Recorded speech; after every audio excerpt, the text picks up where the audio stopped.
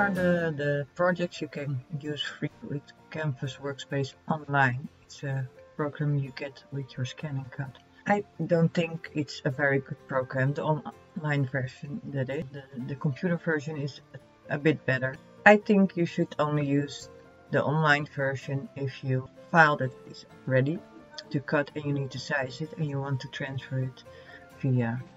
I don't use the Wi-Fi anymore because I use shortcuts a lot to make my designs, and it's just as easy to put it on a USB stick or with a cable. If you want to send your file to your machine, click on download. This message doesn't mean much, it's just that it's getting rid of the little things in your design that are too small. I choose to download it on my USB stick, but the other one is when you use Wi-Fi. If you want to see how Canvas Workspace for your computer works, check out my next video, and there I will show you how it works and how you can make a cute sticker and you can make it together. See you there!